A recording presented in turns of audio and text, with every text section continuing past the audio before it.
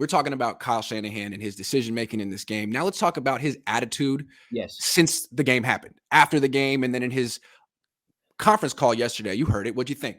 Okay. Well, I didn't listen in on the conference call, but I did see the transcript. Okay.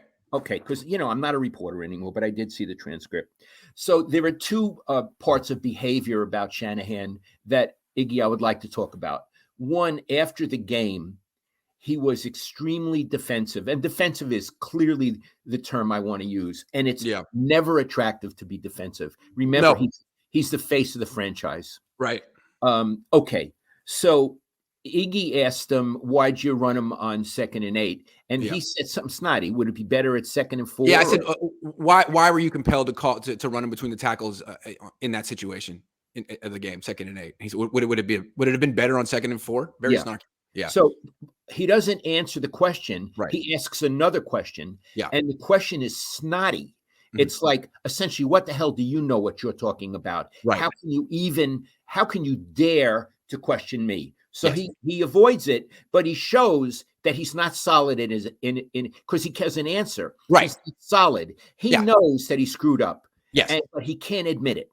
Right. Okay. But I'm going to give him the benefit of the doubt un peu because it was right after the game. Yeah. Okay. Yeah. Now, yesterday in the conference call, you read him a quote that he gave Ed Werder about not using his quarterback as a running back, and he gives you some mealy-mouthed answer after he had used his quarterback as a running back. Yeah. And then Eric Branch asks a question, and Shanahan says, "I'm happy to educate you." Okay? Yeah. So he's gone from defensive the next day to condescending. Yeah. I'm going to educate a schmuck like you. Yeah. And I don't mean that Eric's a schmuck. I mean that this is how Shanahan is treating him. And his attitude. Yeah. That you don't know jack about football, and I'll educate you. That Buffalo does this with Josh Allen. These are normal plays and all of that. Again, he's the face of the franchise. He can't answer straight on. He's saying, you're so stupid, I have to educate you to why my play call was great. Right. Well, the fact of the matter is his play call was shit. And he knows it and everybody else knows it. And here's what worries me about him. And this is the key point. If you can't answer honestly, if you can't say, when I honestly thought about it overnight, I wish I hadn't made the call because I had other options. I would respect him more, Iggy. And more important, it would show he could learn. Mm-hmm. This is a man who cannot learn. Mm-hmm. As a result, he is doomed to make the same mistakes again and again and again. And I'm going to give you an example. He blew the first Super Bowl with Atlanta because he started throwing the ball when he should have run it. Mm-hmm. And 28-3, he was up. Yeah. And why Dan Quinn, he was the coach, was a bad head coach. He should have said to him, I don't like what you're doing. Run the goddamn ball. Right. That's why Dan Quinn is out. Yeah. Here at the Niners, there is no older person with gravitas to say, Kyle, you're running your quarterback too much.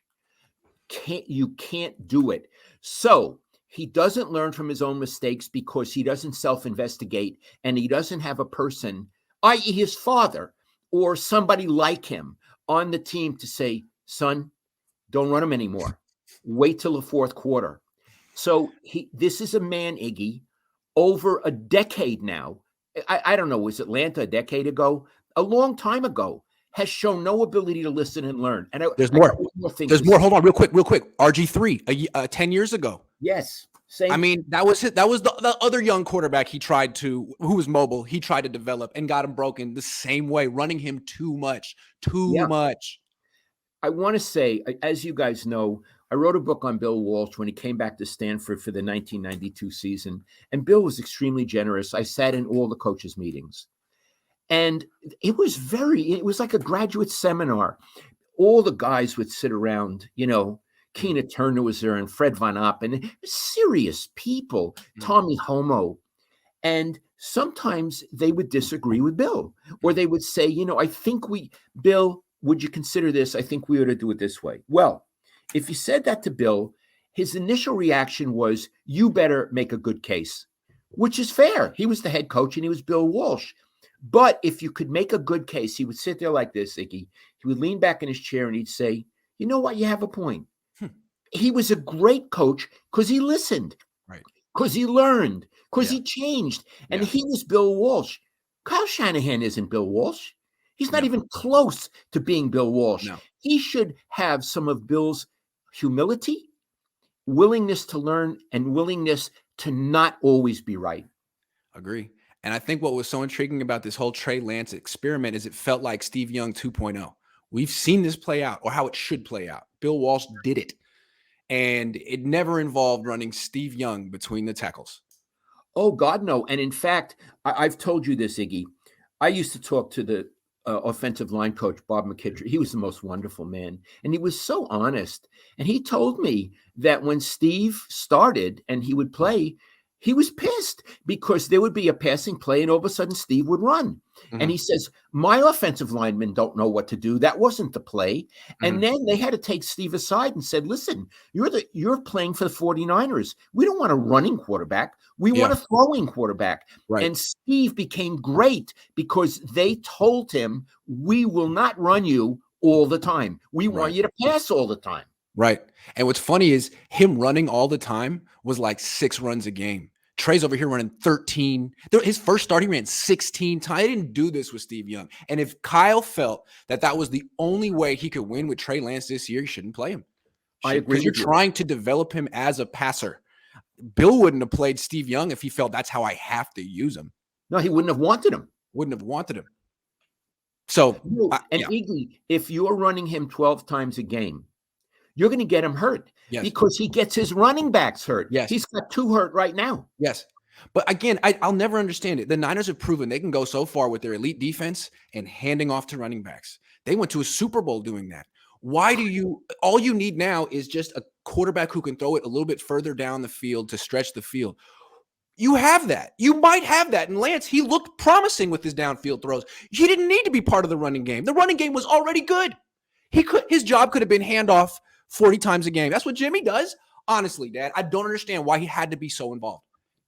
He was the worst runner. He was the worst runner in the rotation. Yeah. You want him to throw, not to. So you're telling me, if Walsh were alive, I'd love to hear what you have to say. You're telling me the best way to develop a passer is to run him? How? Now he's hurt. Privately, I know Bill, and if God love him, if he and I were talking about this, he would actually laugh at Kyle. Oh, he would feel what Kyle did was so ignorant. Yeah. He would have actually laughed and enjoyed the laughing. Because the thing is, these coaches, they're publicly, they praise each other, but privately, they're very competitive. And they all think the other ones are terrible.